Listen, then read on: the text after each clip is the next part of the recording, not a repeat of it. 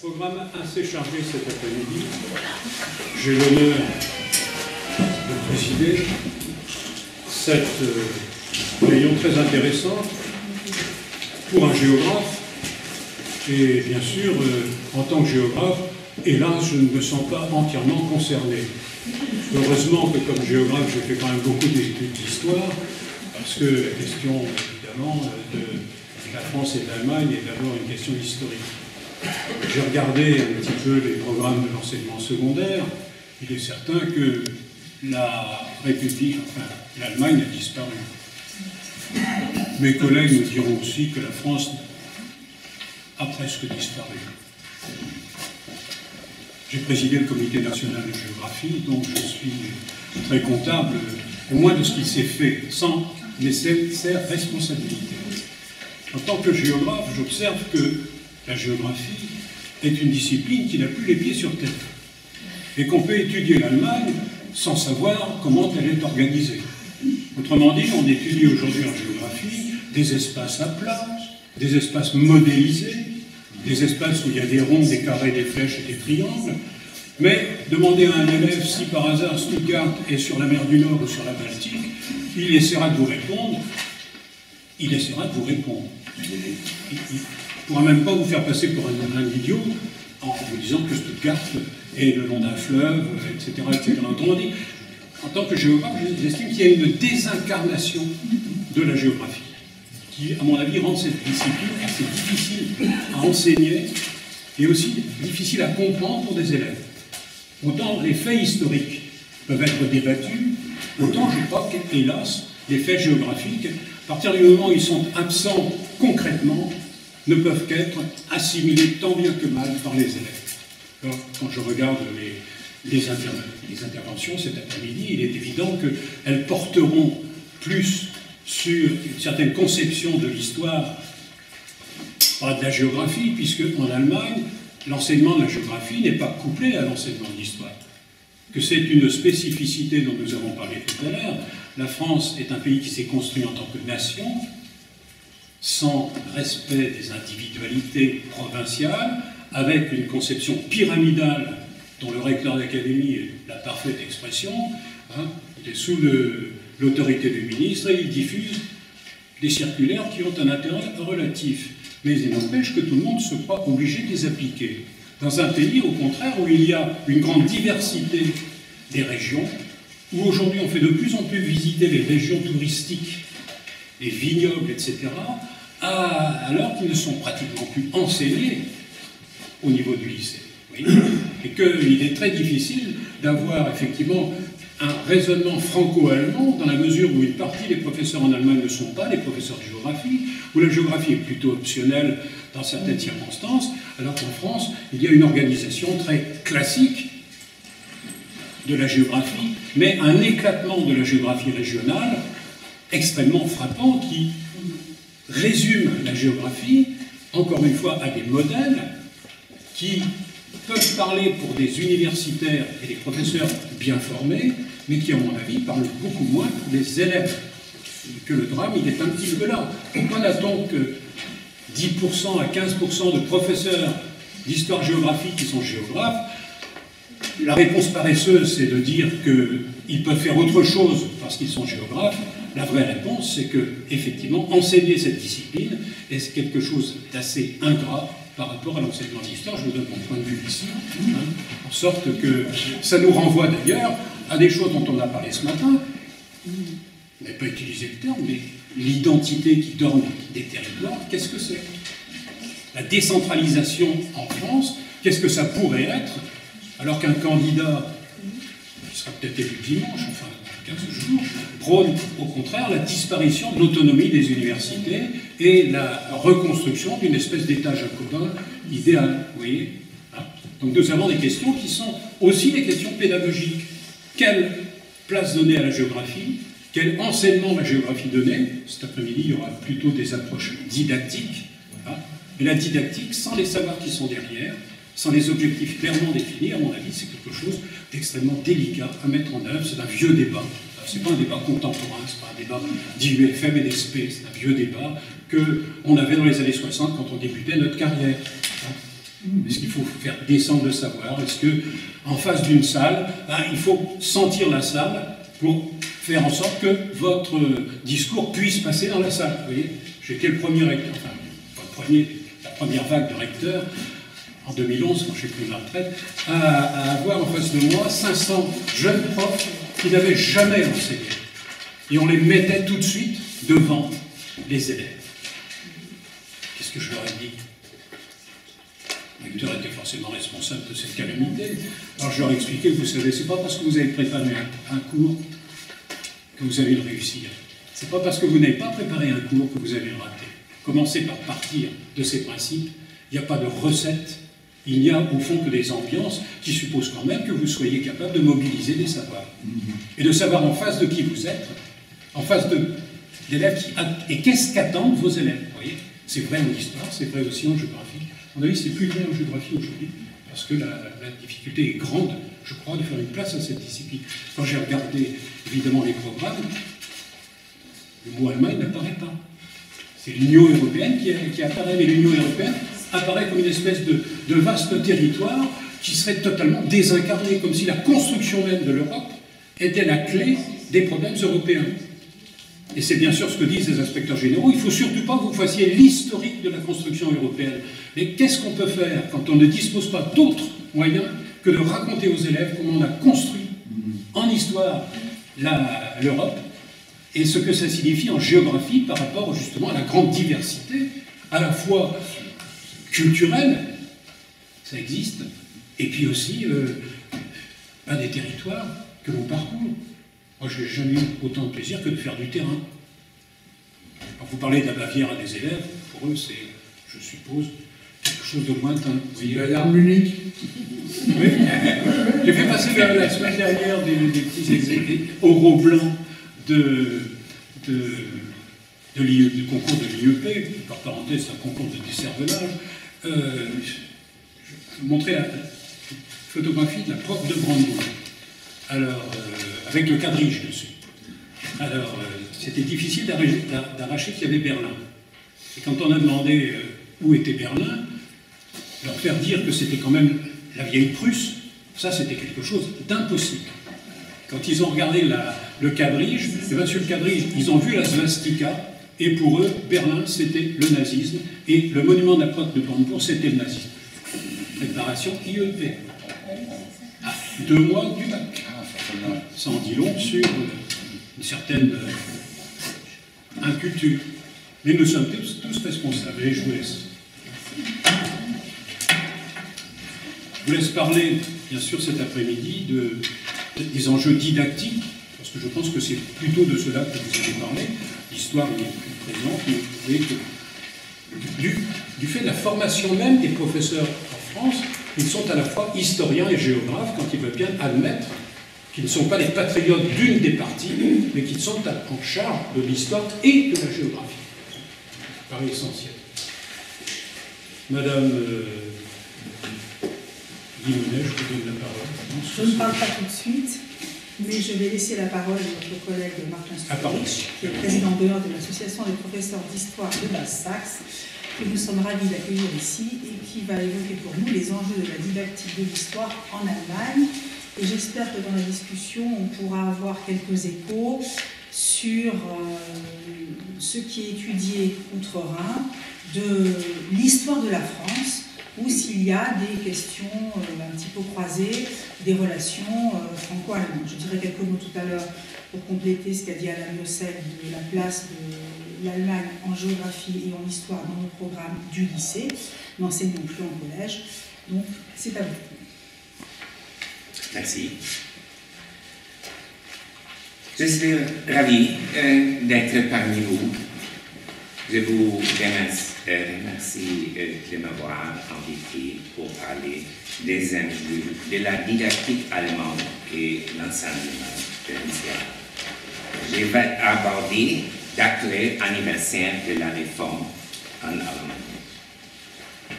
Plus d'un aspect va vous sembler étrange.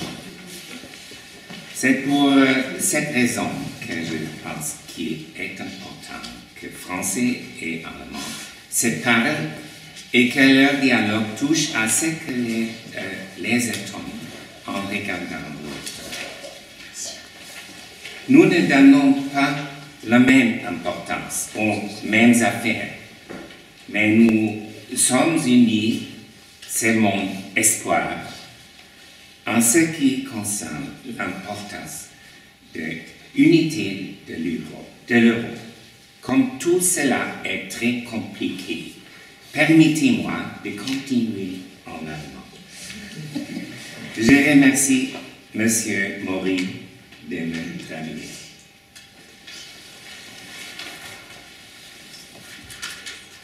Lernen, verstehen und urteilen. Am Beispiel des Umgangs mit dem 500-jährigen Jubiläum der Reformation in Deutschland. Untertitel. Le titre Apprendre, comprendre et juger, à l'exemple des 500 ans de la réforme en Allemagne, de la réforme luthérienne. Die deutsche Geschichtsdidaktik betont stets die Bedeutung der Urteilsbildung im Geschichtsunterricht. Eine Stunde ist dann gelungen, wenn die Schüler Gelegenheit hatten, auf die eine oder andere Weise zu einem historischen Urteil zu finden. In Frankreich lösen diese didaktischen Vorgaben vermutlich Verwunderung aus. Donc, la didactique allemande de l'histoire met l'accent sur la formation du jugement. En Allemagne, une heure de cours est réussie si l'élève est arrivé d'une façon ou d'une autre à formuler un jugement. En France, ceci provoquerait beaucoup d'étonnement. Darum möchte ich als zentrale Herausforderung der deutschen Geschichtsdidaktik die Urteilsbildung näher vorstellen, und zwar am Beispiel des in Deutschland wichtigen 500-jährigen Jubiläums der Reformation. Eines Jubiläums, das hierzulande, also in Deutschland, ähnlich umfassend und unter Beteiligung der Bundesregierung begangen wird, wie in Frankreich das 100-jährige Jubiläum des Ersten Weltkriegs. Dabei wird es um Stärken und Schwächen des deutschen Geschichtsunterrichts gehen.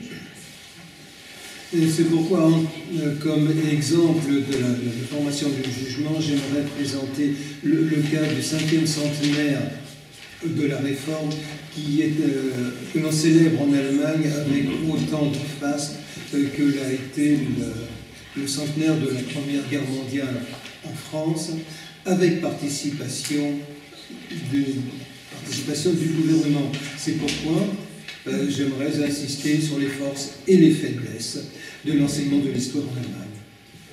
Im Zentrum des Reformationsgedenkens steht Martin Luther als eine im heutigen Deutschland heftig umstrittene Gestalt der Geschichte. Denn, so lautet ein im 500.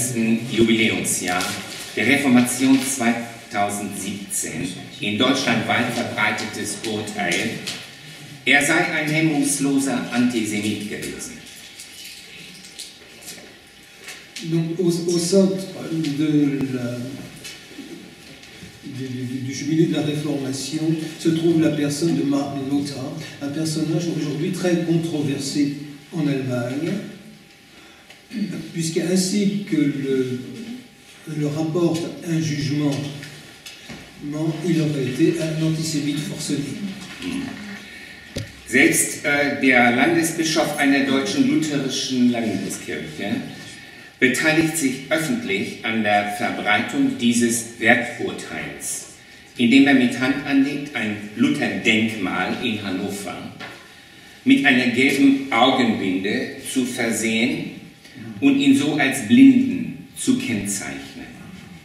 Hier unternimmt es eine lutherische Landeskirche, ein historisches Urteil über einen Mann zu fällen, dessen Lebens- und Wirkungszeit 500 Jahre zurückliegt. Das, ja, okay. Même un évêque de l'église luthérienne allemande a formulé un jugement très sévère, mais participe aussi à ces jugements dans la mesure où il proposait de mettre un bandeau jaune, de couvrir d'un bandeau jaune les yeux de la statue de l'auteur Hanovre pour montrer que cet homme avait été particulièrement aveugle. Das Urteil, Luther sei ein Antisemit gewesen, ist in dieser einfachen Form, ich sage in dieser einfachen Form, jedoch falsch. Hier ist offensichtlich zuvor historisch nicht ausreichend gelernt worden. Denn es wurden wichtige Kriterien des historischen Lernens missachtet. Donc, ce jugement disant que Luther était antisémite est faux lorsqu'on l'exprime ainsi brièvement, car on n'accorde pas assez d'attention à l'arrière-plan historique. Eine entscheidende Regel des historischen Lernens und Urteilens ist der didaktische Dreischritt, nämlich die Abfolge von Sachanalyse, Sachurteil und Werturteil. Eine wichtige Maßgabe dabei ist, dass das Werturteil niemals vor dem Sachurteil zu fällen ist. In der Luthersache aber fällt die politische und kirchliche Öffentlichkeit ein Werturteil aufgrund äußeren Scheins, ohne zuvor ausreichend geklärt zu haben, ob es sich historisch wirklich so verhalten haben kann. Hier wird deutlich, dass die Urteilskompetenz ein wichtiges Ziel didaktischen Handelns im Geschichtsunterricht sein muss. Une règle particulièrement importante de l'apprentissage en histoire est l'ensemble des trois pas didactiques. Tout d'abord, l'analyse des faits, le jugement de fait et enfin seulement le jugement de valeur. Dans l'affaire de Hanovre, le jugement de valeur a été émis avant l'analyse des faits ou même avant le jugement de fait. Et qui plus est par l'intermédiaire d'un personnage officiel de l'Église, qui a émis ce jugement de valeur avant même d'avoir analysé, d'avoir recherché comment les faits se sont passés réellement dans le contexte historique. Il est ici clair que la compétence sur le jugement est un but très important, qu'il est très important de développer la compétence au jugement dans le cadre de l'enseignement de l'histoire. Geschichtsdidaktik spielt der Anforderungsbereich 3 in Deutschland eine zentrale Rolle und dazu gehört diese Befähigung zum historischen Urteil. Karl Ernst Jeismann, ein Münsteraner Geschichtsdidaktiker, ist derjenige, der als das entscheidende Ziel des Geschichtsunterrichts das Geschichtsbewusstsein zum Ziel erhoben hat. Und für ihn galt, dass ohne das historische Urteil Geschichtsbewusstsein nicht erreicht werden kann. Ohne die Befähigung zum historischen Urteil.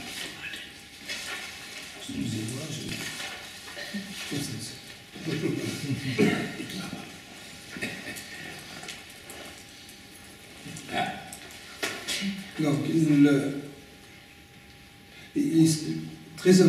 ce qui est très important, c'est le niveau 3. Excusez-moi, là je suis perdu. Anforderungsbereich 3. Also ja, 1, 2, 3. Monsieur Morgan-Mann. Voilà, oui, c'est dont monsieur on a parlé ce matin, excusez-moi.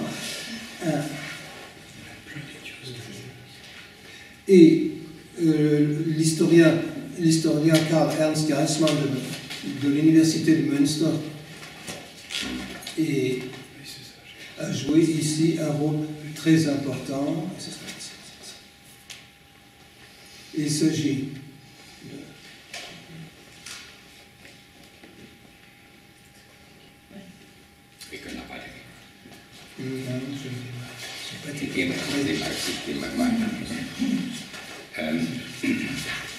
Das Entscheidende habe ich gesagt. Ja. So.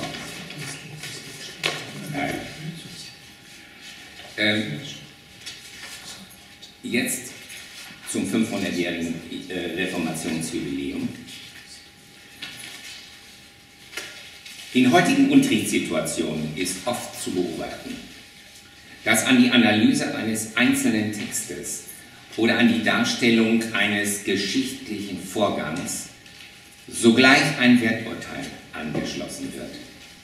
Auf diese Weise mutiert das Werturteil zum Vorurteil.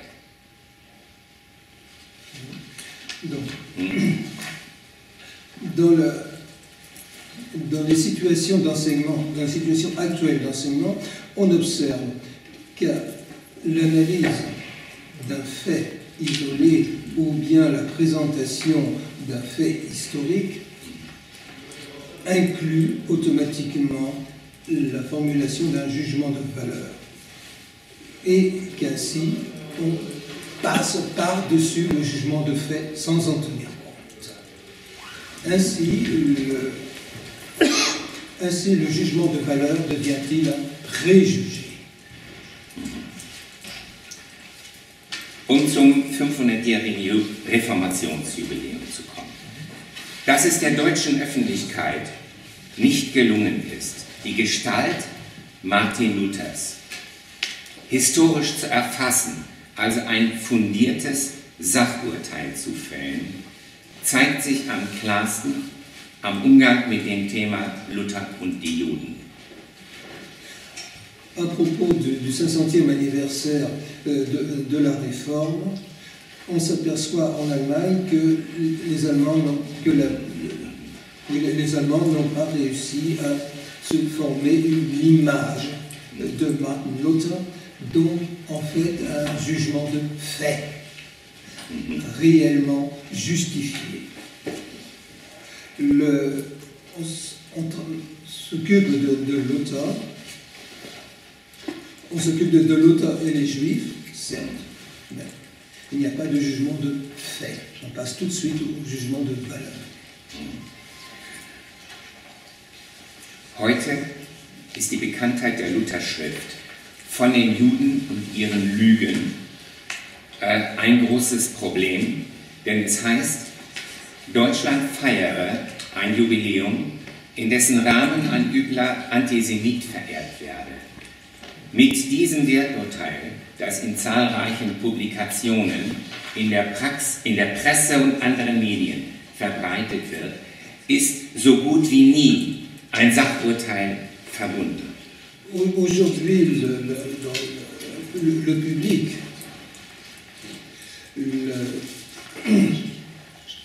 on dit que l'Allemagne fêterait un 5e centenaire dans lequel on honorerait un épouvantable antisémite. Tout cela nous vient de l'écrit de Luther intitulé Les Juifs et leurs mensonges. Mais par ce jugement de valeur que répètent de nombreuses publications et la presse, on n'a pas en fait de jugement de fait, pas de jugement, pas d'explication du contenu. Man zitiert aus einem Text, baut diesen Text man zitiert aus einem historischen Text, baut den Text in einen Gegenwartskontext ein aus dem 20. Jahrhundert, aus dem 21. Jahrhundert und ist sehr schnell mit grundstürzenden Folgerungen bei der Hand. Ein Antisemit dürfe nicht jubiläumsmäßig gefeiert werden. Luther sei sogar ein Urheber des deutschen Antisemitismus. Es gebe eine Linie von Luther zum Holocaust und daher sei er als Schuldiger zu brandmarken. statt auch noch gefeiert zu werden.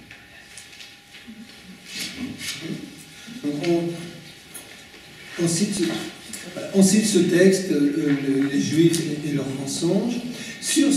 On introduit ce texte dans un contexte du XXIe siècle et on arrive ainsi rapidement à la conclusion que Luther est un antisémite. Il serait donc indigne de fêter un antisémite, de lui accorder un tel jubilé, que Luther serait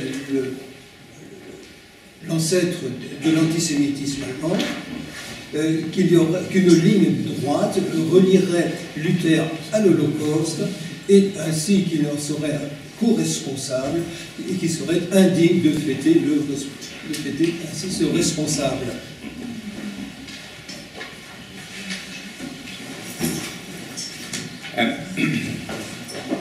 Es gibt eine Universität, die Martin-Luther-Universität Halle-Wittenberg, wo die Studenten fordern, dass der Name Martin Luther abgelegt werde und durch einen neuen ersetzt werde. Aber diese Studenten sind Kinder ihrer Zeit, die gelernt haben, dass Luther ein Mann ist, der in die Gegenwart spricht. Dass dazwischen ein halbes Jahrtausend liegt, lässt sich anscheinend leicht übersehen. Hier fehlt es an Geschichtsbewusstsein.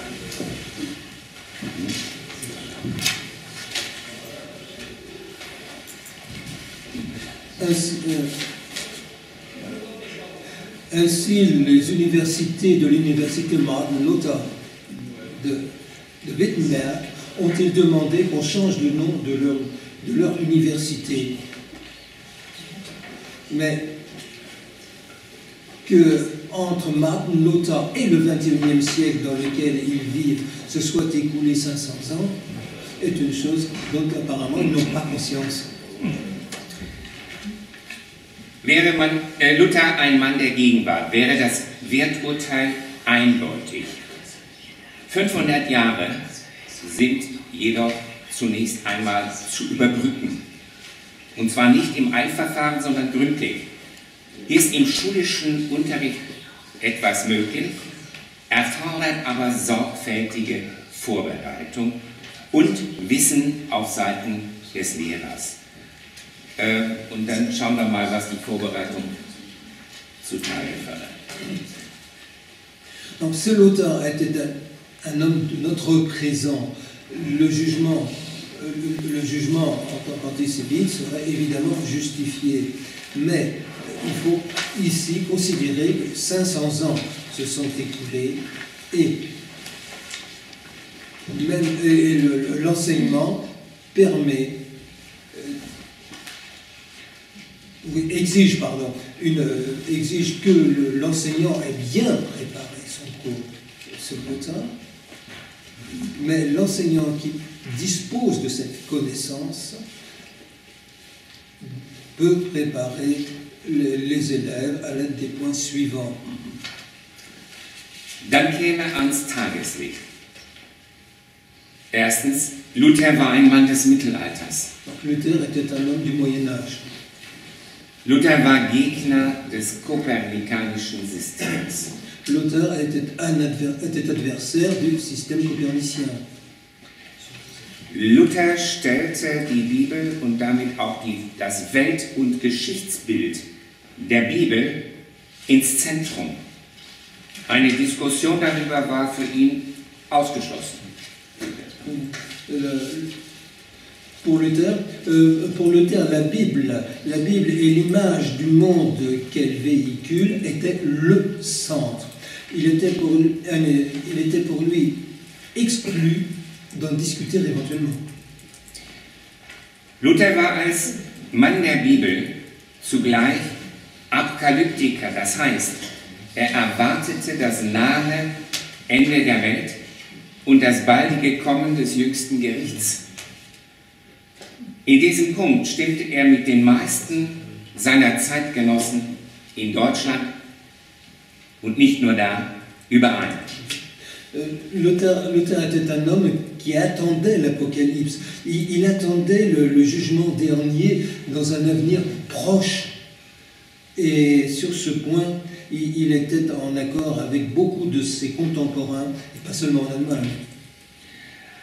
Ein wichtiger Teil des apokalyptischen Weltbildes war das Auftreten des Antichrist, einer Verkörperung des Teufels, in der Bibel vorausgesagt.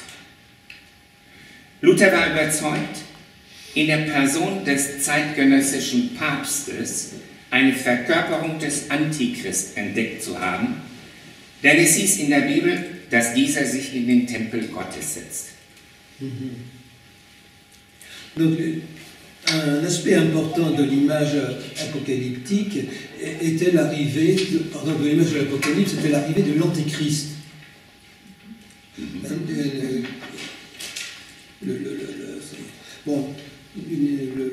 Le diable, qui devait apparaître sous des formes différentes peu avant la fin du monde, ainsi qu'il s'est décrit dans le texte. Luther était profondément convaincu que le pape qui lui était contemporain était l'Antéchrist. Car il est écrit dans la Bible que l'Antéchrist se trouvera dans le temple de Dieu. Für Luther folgte aus dieser Sachlage der unerbittliche Kampf gegen den Antichrist, wenn er denn im nahen jüngsten Gericht Gnade finden wollte. Donc pour Luther, le combat devait être impitoyable envers l'Antéchrist s'il voulait trouver la grâce lors du jugement dernier.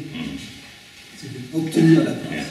Wenn aber nicht nur der Papst, sondern auch die Juden als Christusfeinde zum Heer des Antichrist gehörten, dann mussten sie ebenso entschieden bekämpft werden. Mais si l'Antéchrist ne se résumait pas au seul pape, mais qu'il comprenne aussi, s'il avait également compris les Juifs, si les Juifs en avaient fait partie, il était évident que l'auteur devait les combattre au même titre qu'il combattait le pape. Aus diesem Befund folgt, dass eine sorgfältige Aufarbeitung des gesellschaftlichen Umfelds des 16. Jahrhunderts den Schluss nahelegt, dass ein Verzicht auf die Bekämpfung der Juden als einer Verkörperungsform des Antichrist die Chancen im kommenden jüngsten Gericht verkleinern mussten. Donc, de ceci,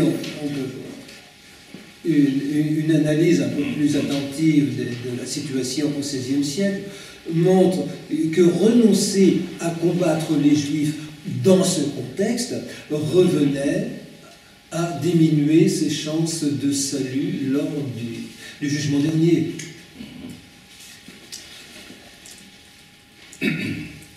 Diese Überzeugung galt im Übrigen für alle Anhänger Luthers.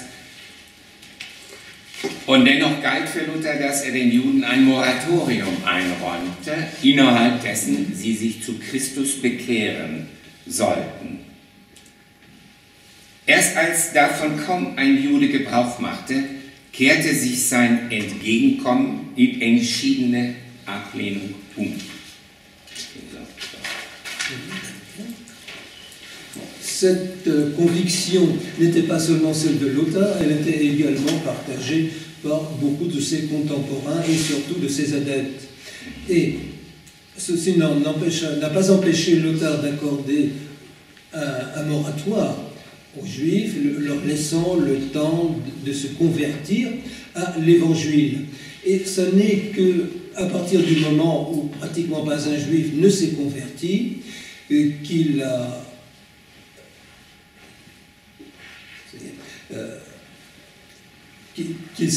est lui-même devenu, lui-même formulé son rejet des Juifs.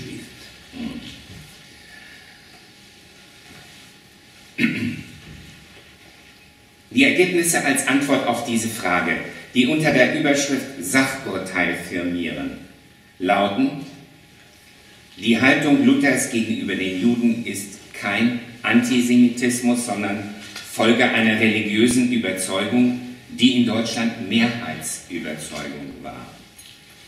Donc, les conséquences, si on les traite en tant que jugement fait, sont les suivantes. L'attitude de Luther envers les Juifs n'était pas de l'antisémitisme, mais la conséquence d'une conviction qui, en Allemagne, était la conviction de la majorité. Antisemitismus bedeutet Rassismus. Daran aber hatte Luther keinerlei Interesse. Er war ein Mann des Glaubens und der Kirche.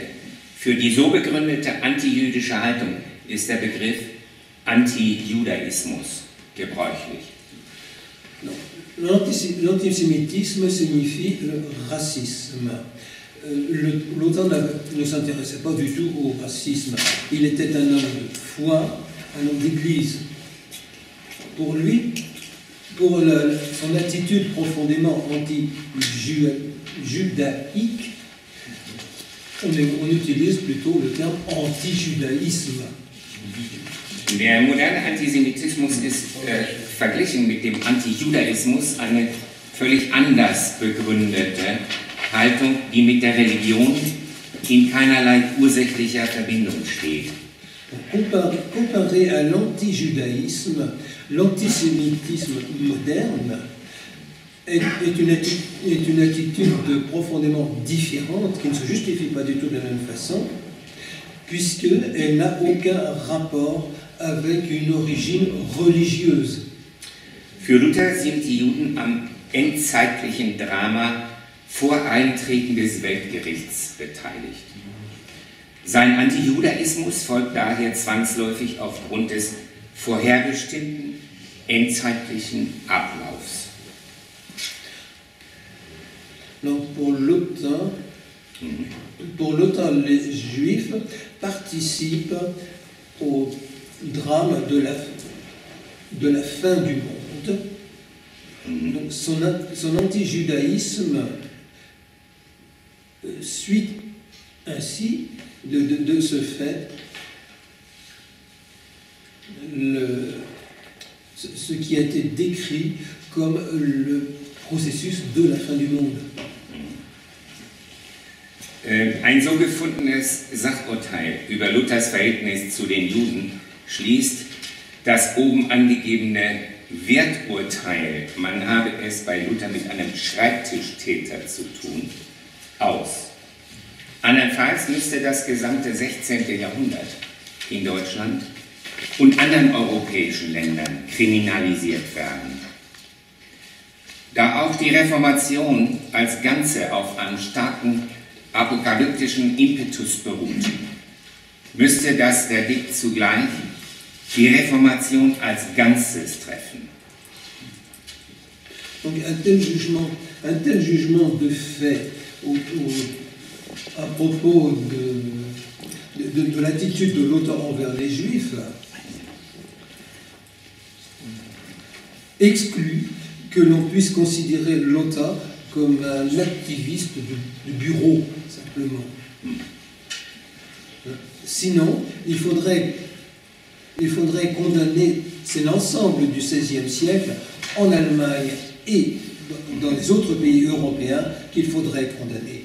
Puisque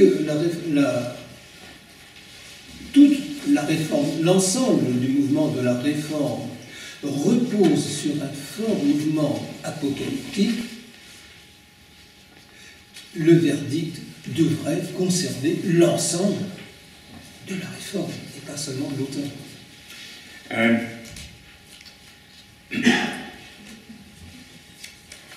Der Antijudaismus war eine Begleiterscheinung der europäischen Geschichte des Spätmittelalters. In Spanien, Frankreich hier und England gab es im 16. Jahrhundert bis auf Ausnahmen keine Juden mehr. Sie waren systematisch vertrieben worden, in Frankreich endgültig 1394. l'antijudaïsme était très développé dans l'histoire des pays européens à la fin du Moyen-Âge. Ainsi, en Espagne, en France, en Angleterre, il n'y avait, par quelques exceptions, pratiquement plus de juifs. Ils avaient été systématiquement expulsés. En France, ils avaient été expulsés en 1394.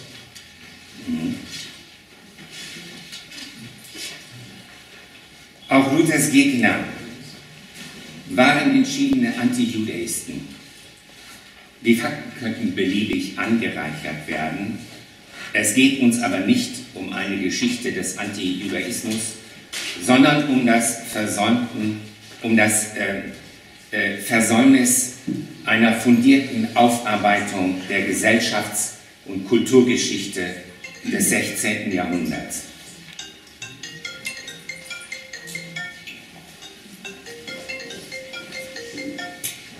Même les adversaires de Luther étaient des anti-judaïstes convaincus.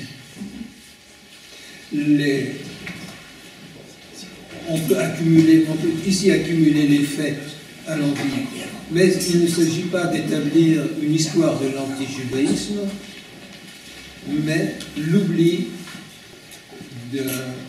d'une analyse de la société et de la culture du XVIe siècle.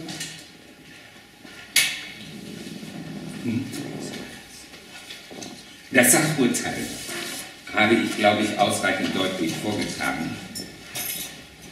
Das Werturteil kann erst danach erfolgen.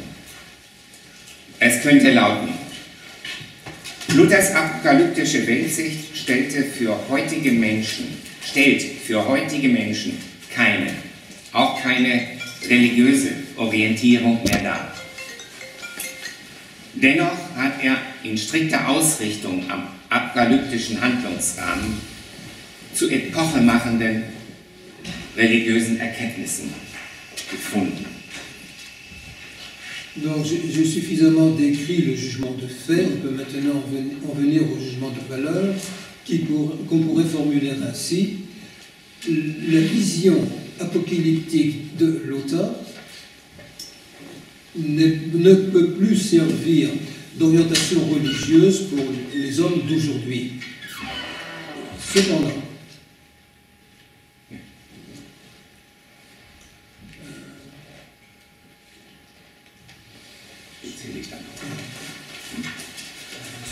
auch wenn Luther subjektiv andere Ziele verfolgte, hat er doch objektiv eine religiöse und gesellschaftliche Bewegung bewirkt, die bis in die Gegenwart nachwirkt und die weitreichende gesellschaftliche Veränderungen nach sich zog.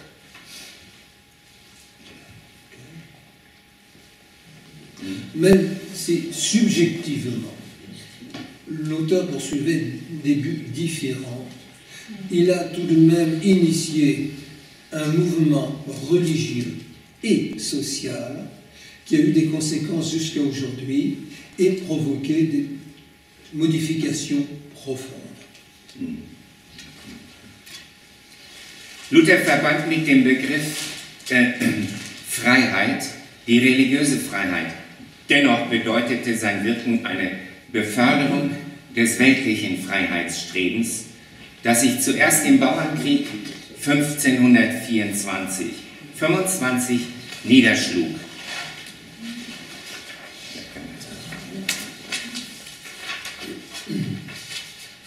Voilà. Luther reliait sa notion de liberté à la liberté religieuse, essentiellement. Ça, sa liberté. Mais son action et l'aide qu'il a apportée au mouvement de libération non religieux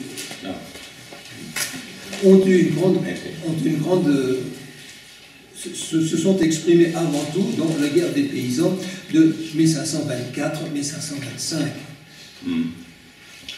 Sein Widerstand gegen eine religiöse und weltliche, alle religiösen und weltlichen Autoritäten wirkte beispielhaft auf spätere revolutionäre Bewegungen ein.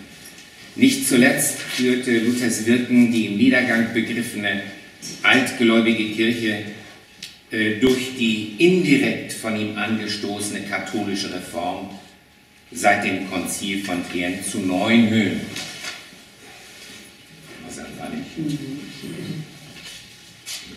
Son opposition aux autorités religieuses et laïques a servi de modèle pour des révolutions ultérieures.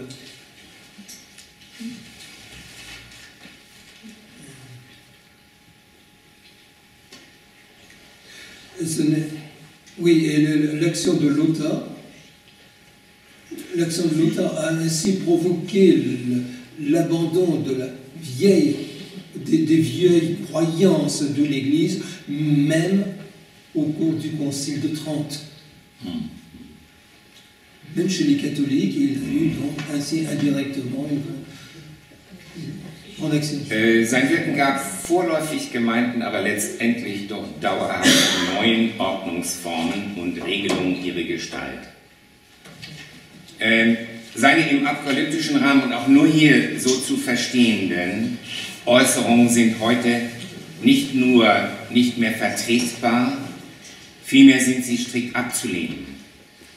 Da sie aber in einen gänzlich anderen geschichtlichen und politischen Rahmen hineingesprochen wurden, sind sie geeignet, die epochengestellte Persönlichkeit Martin Luthers, die ihre Zeit in prägender Weise bereicherte und veränderte, sind sie nicht geeignet, ihn zu einer Figur der Niedertracht zu stilisieren. Il n'est plus possible aujourd'hui de soutenir l'antijudaïsme de Luther, mais cet antijudaïsme a été professé dans un cadre historique et social complètement différent du nôtre.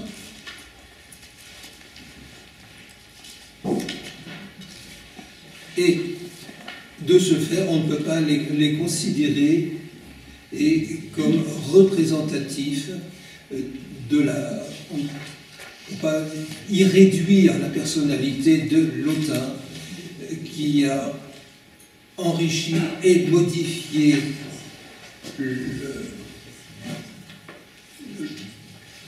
monde.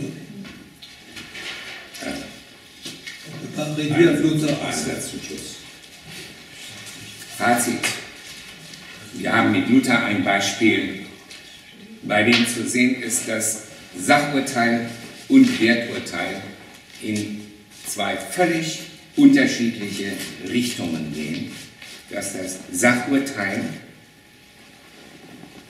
dem ich neutral gegenüberstehe, sauber gefällt werden muss. Ich aber im Werturteil zu einem unabhängig davon zu gestaltenden Urteil komme, aufgrund heutiger Wertsetzungen. Oui, donc on distingue le jugement de fait qui...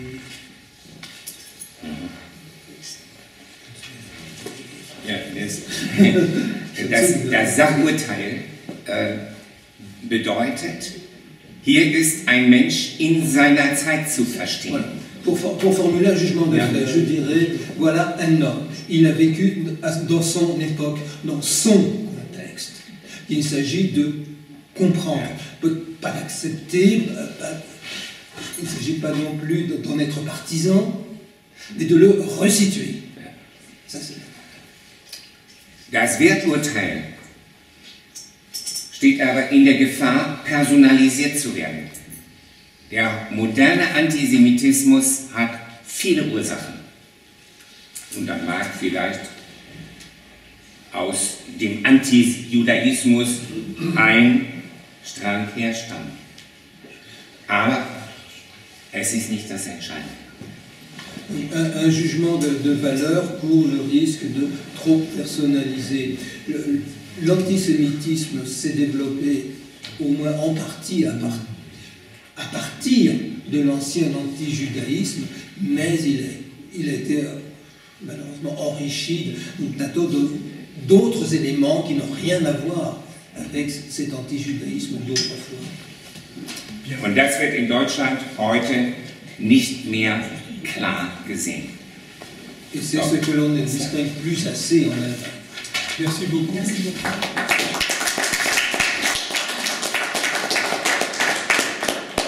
Une question.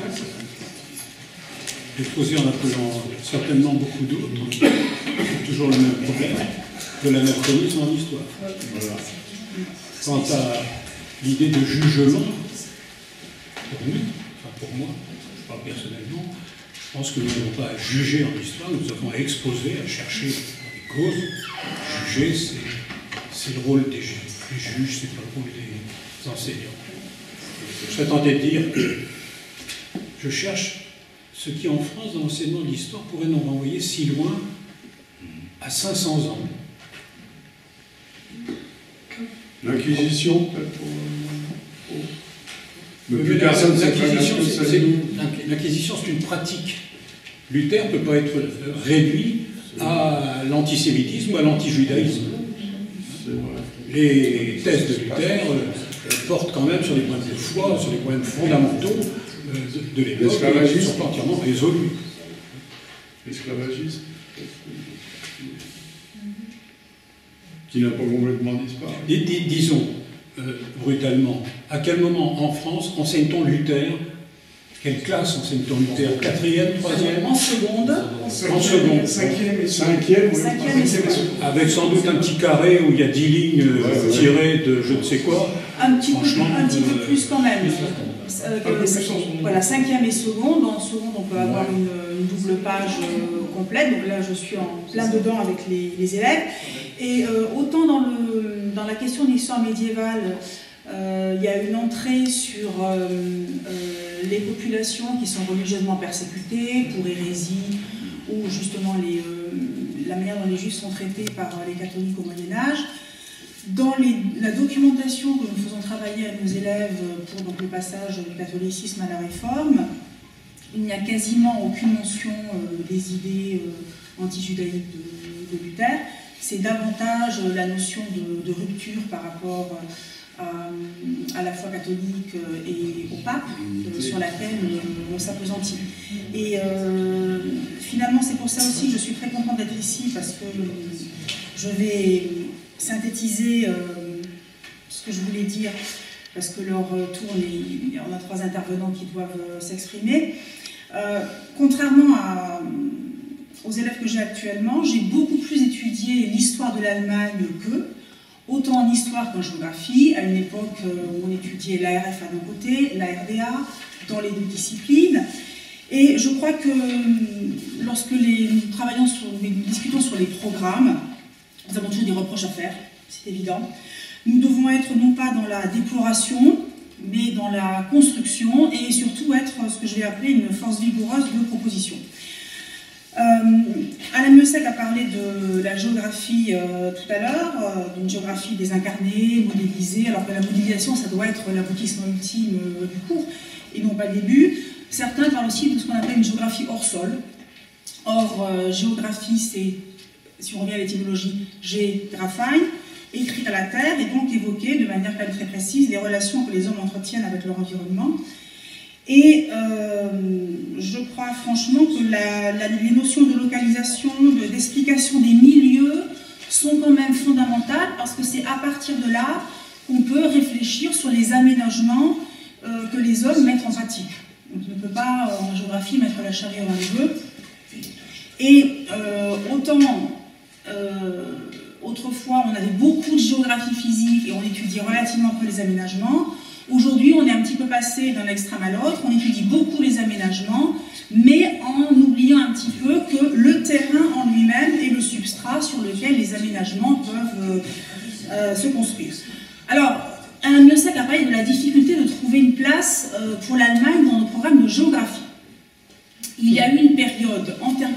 l'Allemagne était une des questions de géographie, ce qui avait entraîné dans les copies de bac une copie assez cocasse où un élève avait réussi à dessiner, enfin à faire le croquis de l'Allemagne sur le fond de carte de l'Inde et de la Chine, ce qui prouve que certains ont quand même une conception relativement élastique de nos disciplines.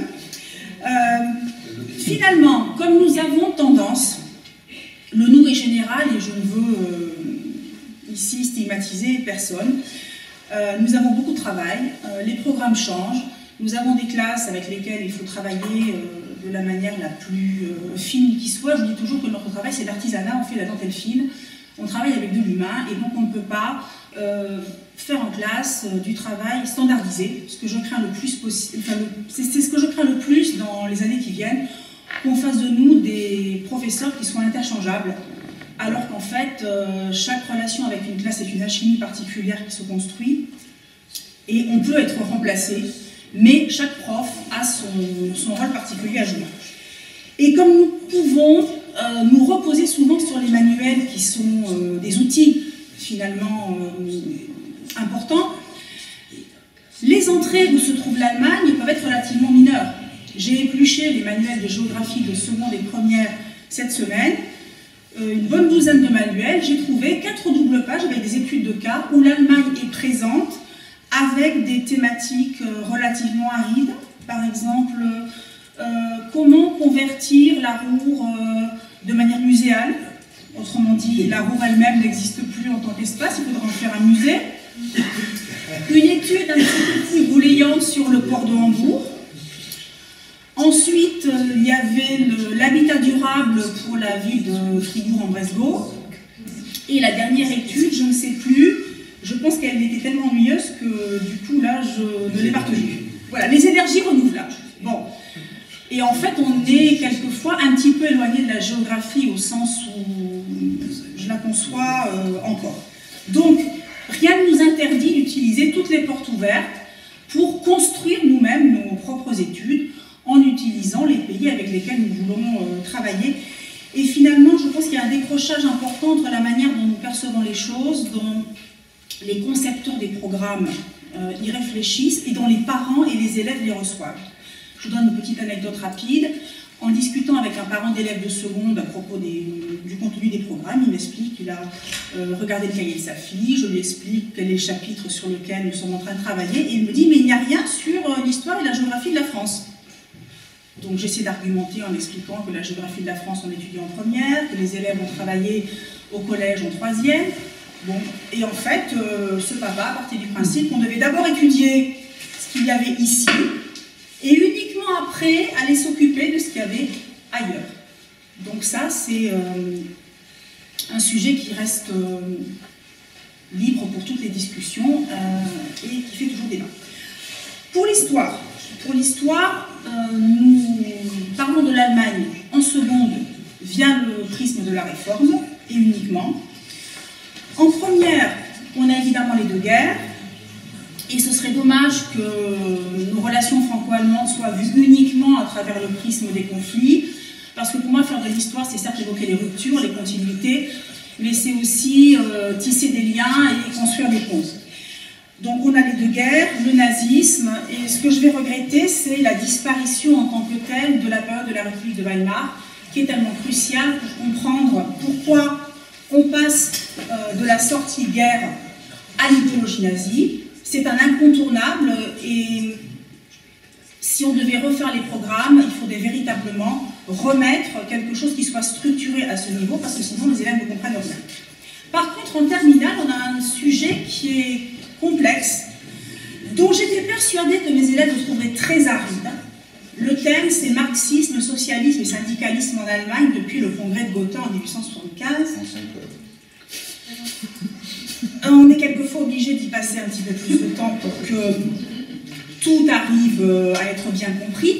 Et très curieusement, des élèves qui ont besoin de bouger beaucoup m'ont dit à la fin du chapitre que finalement c'était un chapitre qui les avait beaucoup passionnés.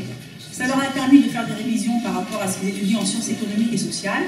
Et quelquefois, la perception que nous avons d'un thème qui peut paraître un peu ennuyeux ne l'est pas forcément chez les élèves, alors que quelque chose qu'on imagine facile ne les intéressera pas obligatoirement.